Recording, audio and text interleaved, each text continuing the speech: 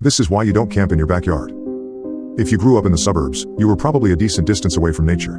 I'm not talking about a park or a pond or anything like that, but real deep woods nature. Get away from everything kind of nature. I know I was. I grew up outside suburban and the closest natural camping area was at least 4 hours away. My family had a history of camping. We usually went to the river a few times a year and a few local campsites a few more than that, but we never really got off the grid. Our campsites always had showers, dumpsters, and piped-in water. Fish and game would always patrol at night. Campers and RVs as far as the eye could see. It was fun. I loved being outdoors. I would beg my parents to let me camp in the backyard, but they always held a firm line. You're not old enough to take care of yourself yet. When I was about 16, I had turned a corner in my parents' mind. I was cleaning up after myself, doing my homework right away, helping around the house. I was maturing right in front of them. I was taking care of myself. This time, when I asked if I could camp outside, they sighed and agreed.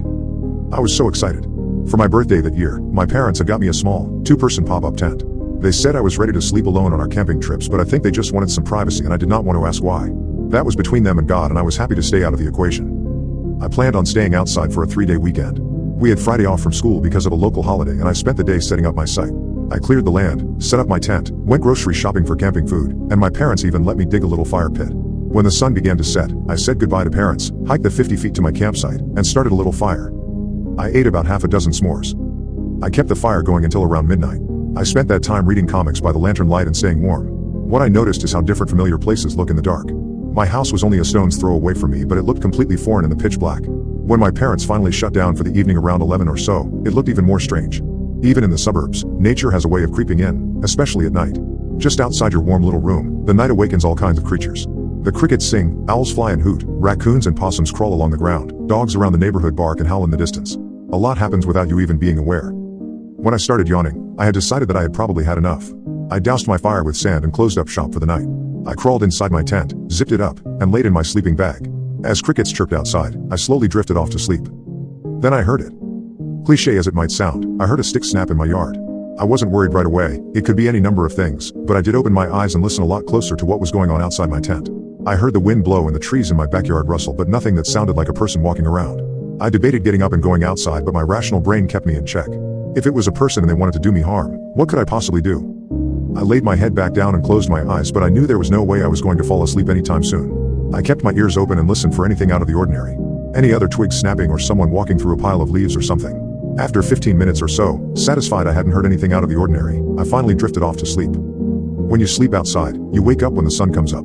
For me, that was around 6:30 in the morning and I was not exactly pleased. I had a rough night's sleep and not nearly enough of one. I needed to go to the bathroom, so I put on my flip-flops, unzipped my tent, and walked out. That's when the blood drained from my face. Just outside the door on my tent were a few footprints. They were hard to see because most of my yard is grass, but in the dirt from my freshly dug fire pit, I saw 2 as clear as day. They weren't mine, they were huge. My heart nearly came out of my chest. My mouth went dry and my brain felt fuzzy. Was there someone outside my tent last night and I didn't know? Did I almost die because I was too afraid to check it out? I felt my legs start to wobble a bit, but I caught myself. I sprinted towards my back door, careful not to look behind me. I whipped open the door and was surprised to be greeted with the smell of bacon. My parents were already up and cooking breakfast. They turned to welcome me, but when they saw my chalk-white face, they paused. "You okay, honey?" my mom asked. Yeah. I'm fine," I lied.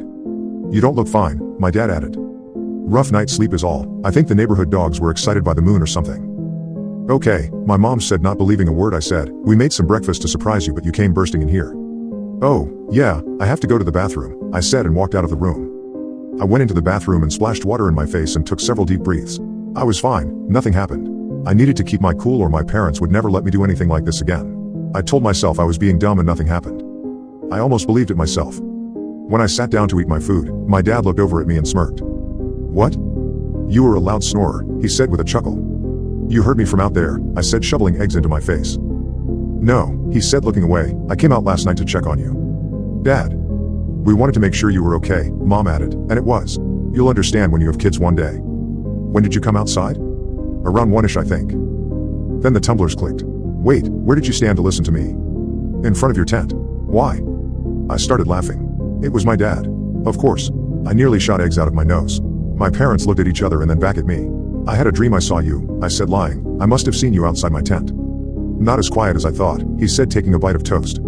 "I guess not," I said, catching my breath. "Seriously though, I'm fine.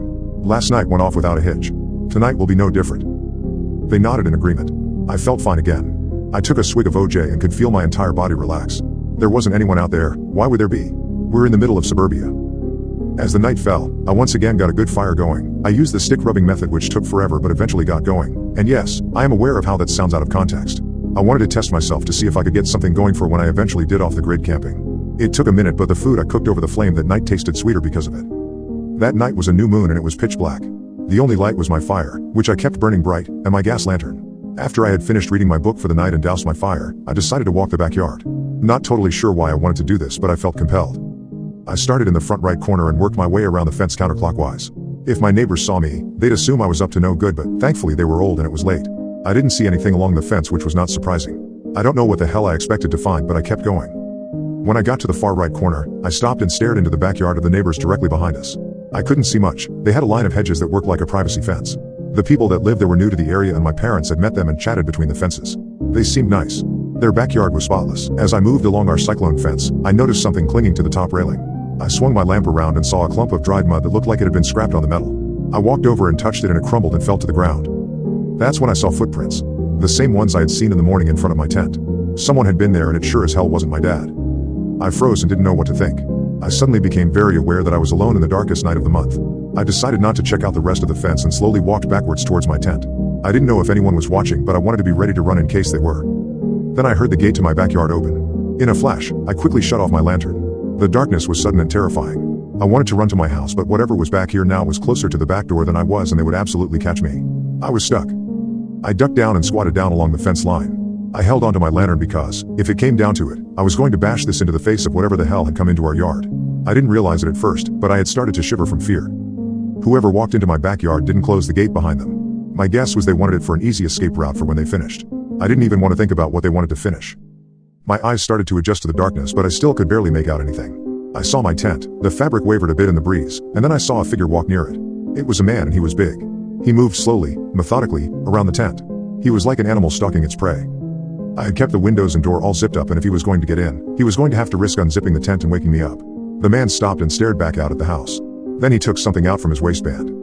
It was a knife. He slowly moved away from the tent and made his way over to the back door. I knew it was unlocked because my parents wanted a way for me to come inside if I got too cold or scared. He was heading inside and my parents were fast asleep. I needed to do something, but my mind was all over the place. I heard him walking up the deck stairs towards the back door and I knew I was running out of time. I grabbed my lantern and tossed it as hard as I could to the opposite side of the yard. It landed with a smash on the ground. The man stopped and looked over in the direction of the noise. He turned away from my back door and ducked down. He waited a few seconds and then slowly started towards the noise. I looked over and saw the shovel I had used to dig the fire pit. Thankfully, I was just irresponsible enough to have kept it out.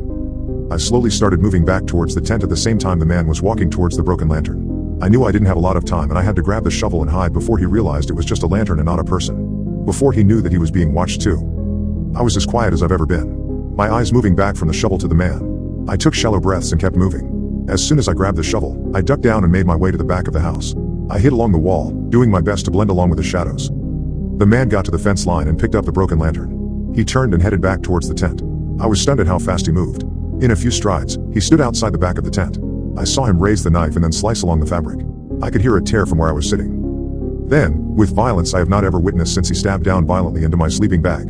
Again and again. He was focused on making whoever was in that tent pay. My legs felt like jello, my mouth was dry and I could barely catch my breath, but I knew I had to do something and my window for action was closing. If I didn't get him now while he was distracted, I was never going to get him. As quickly and quietly as a deer, I ran towards him with a shovel above my head. As soon as I came within striking distance, I slammed the shovel down on his head. The man stumbled back and clutched his head. I raised it to strike again, but he scrambled out of reach. I yelled. I yelled as loud as my voice could go. I kept yelling. Behind me, the lights to my parents' room snapped on. So did the neighbors. All of them, I think. The man got up, dropped his knife, and ran, hitting the gate and stumbling as he ran away. My parents came rushing out and I dropped into their arms in tears. I never hugged them tighter in my life. The police came and took a report, roped off the scene, and took evidence. I learned later that a few people had been stabbed to death a few towns over and this was probably the same person. It didn't make me feel any better. Nothing ever came from the police report. They never found the guy. My parents installed security cameras and our camping trips dropped down to zero. I've had a lot of counseling over the years and I've even gone camping from time to time, never managed to do any off-the-grid camping. I had a strange request from my parents. I wanted his knife. I knew it was evidence and I might not ever get to see it, but I had to ask. The police said they needed to hold on to it, but about 5 years later, they closed the case and gave it to me. I have it still, a memento of the bravest thing I've ever done. I've moved on from that town and tried to leave everything in the past. Every once in a while, I get a tickle down my spine like someone is watching me. It's probably PTSD, but sometimes I wonder. I always look for footprints in the soil outside my house. So far, I haven't seen any. But last night, when I let my dog out into the backyard, I swear I heard someone jump over my fence.